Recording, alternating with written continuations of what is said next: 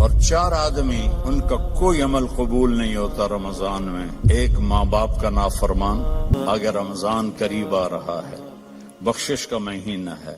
رمضان سال کے 12 مہینوں کے نام عربوں نے رکھے 11، اور 12واں مہینہ رمضان کا نام اللہ نے رکھا شہر رمضان، جو قرآن میں آتا ہے. رمضان کا مطلب کیا ہے؟ جلنا. جلنا.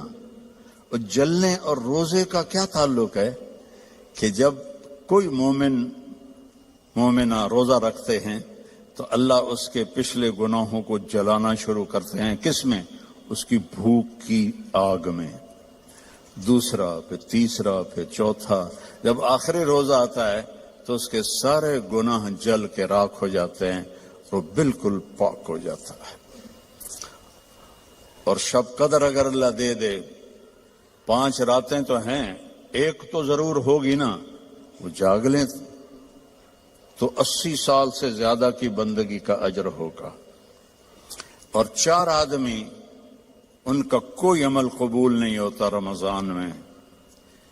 ایک ماں باپ کا نافرمان،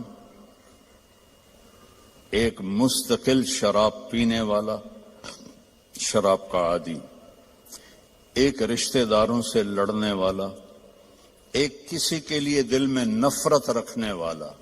یہ 4 محروم ہو جائیں گے، باقی سب کی بخشش ہو جائے گی. شب قدر میں کوئی جاگ رہا ہے یا سو رہا ہے، سب کی بخشش اللہ کر دیتا ہے سوائے 4 کے. ماں باپ کو تنگ کرنے والا، شراب کا مستقل عادی، تو بیچنے والے کا کیا حال ہوگا؟ رشتہ داروں سے لڑنے والا، دل میں نفرت رکھنے والا. ایک ٹیشو پیپر دینا مجھے، میں آپ کو ایک لفظ کا مطلب سمجھاتا ہوں. ٹیشو پیپر ہے؟ دینا. اللہ تعالیٰ نے اپنی نافرمانی کے لیے لفظ استعمال کیا ہے معصیت، عصا، اور والدین کے لیے کیا ہے عقوق. من عق والدیہ. عقا کسے کہتے ہیں؟ یہ ذرا ٹیشو پیپر دیکھنا.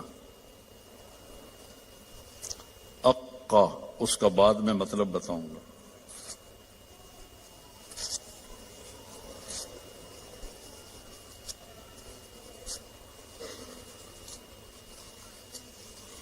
اب یہ جڑ سکتا ہے؟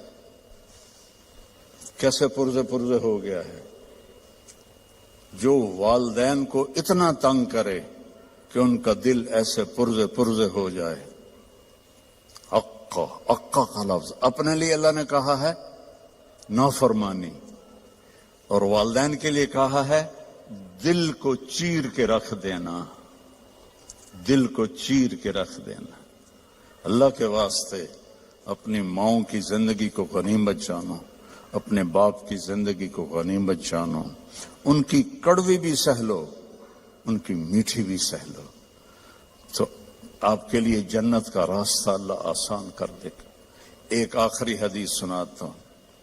پہلے سنائی تھی جو باوضو رہے گا اللہ اس کا رزق بڑھائے گا. اب آخر میں حدیث یاد آ گیا. آپ نے فرمایا جو یہ چاہے اس کی زندگی لمبی ہو. کون نہیں چاہتا؟ 80 سال والا بھی کہہ رہا تھا دعا کرو اللہ حیاتی دے وے. پترا کرے انجن بابا بس بھی کر اگاں جا، وہ پھر بھی کہتا ہے دعا کرو اللہ زندگی دے، صحت والی دے. ٹھیک ہے، کون نہیں چاہتا؟ جو یہ چاہے اس کی زندگی لمبی ہو اور اس کا رزق بڑھ جائے اور مرنے کے بعد اس کا نام بھی زندہ رہے، ماں باپ کی خدمت کرے اور رشتہ داروں سے اچھا سلوک کرے. یہ وہ ٹپس ہیں جو میں آپ کو اپنے نبی کی زندگی سے نکال کے دے کے جا رہا ہوں. احباب جمع ہے میر، حال دل کہہ لے، پھر التفات دلے دوستاں رہے نہ رہے. میرے ذمہ تو تھا کہ دیانتداری کے ساتھ آپ کو میں اللہ اس کے رسول کی زندگی کے وہ اصول بتا دوں جس سے آپ خوشحال زندگی گزار سکتے ہیں. آگے آپ کی مرضی ہے. تو سارے بھائی بہن اس کی نیت کرو، آپس میں کوئی لڑے ہوئے ہو صلح کر لو، معاف کر دو. بھائی بہن لڑے ہوئے ہیں، میاں بیوی لڑے ہوئے ہیں، میاں بیوی لڑ کے صلح کریں تو اللہ ان کے پچھلے گناہ معاف کر دیتے. کیا کروں، مجھے باتیں یاد آتی ہیں، ادھر گھڑی کو دیکھتا ہوں. تو شیطان روزانہ اپنی اسمبلی لگاتا ہے سمندر پر، ٹھیک ہے، اپنے سارے ایم پی ایز کو اکٹھا کرتا ہے، ان سے پوچھتا ہے ہاں بھائی کیا کر کے آئے ہو؟ ویسے بیٹھا تھا. ایک کہتا ہے سر میں نے زنا کروایا. کہتا ہے دیکھ رہے ہو مجھے؟ دوسرا کہتا ہے میں نے چوری کروائی. شیطان کہتا ہے. تیسرا کہتا ہے میں نے شراب پلائی. ایسے وہ گناہ گناتے ہیں اور وہ صرف اتنا رسپانس دیتا ہے. پیچھے ایک خبیث لنگڑا شیطان کھڑا ہوتا ہے، کولا، کہتا ہے حضور میں نے میاں بیوی کو لڑایا. تو وہ یہاں سے یوں جمپ لگاتا ہے، وہ شاباش میرے بیٹے، کام تو کر کے آیا، آجا آگے آجا. اس کو جفا ڈالتا ہے، اپنے تخت پہ ساتھ بٹھاتا ہے، کہتا پاگلو، اس شرابی کے شراب اس کی ذات تک، زانی کا زنا اس کی ذات تک، چور کی چوری اس کی ذات تک. میاں بیوی کی لڑائی دو خاندانوں کو آگ لگا دیتی ہے. کام ہے یہ کرنے کا. شیطان اس پہ خوش ہوتا ہے، اللہ اس پہ ناراض ہوتا ہے. اللہ کو سب سے زیادہ خوشی ہوتی ہے جب خاوند اور بیوی صلح کر لے. اتنا خوش ہوتا ہے کہ ان کے پچھلے گناہ معاف کر دیتے.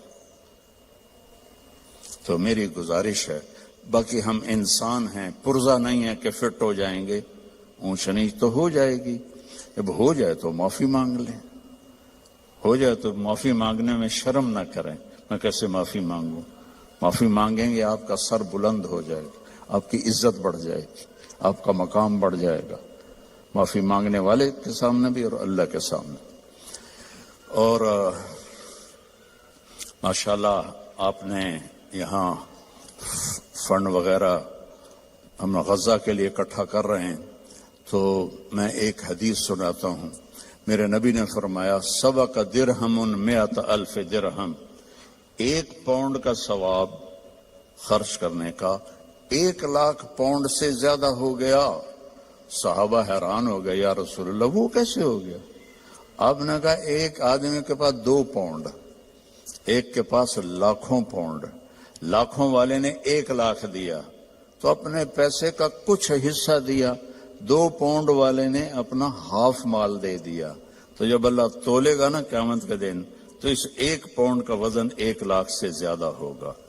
تو اللہ کی راہ میں دینے میں تھوڑے کو تھوڑا نہ سمجھیں، اللہ بہت قدردان ہے. تھوڑے کو تھوڑا نہ سمجھیں، اللہ بہت قدردان.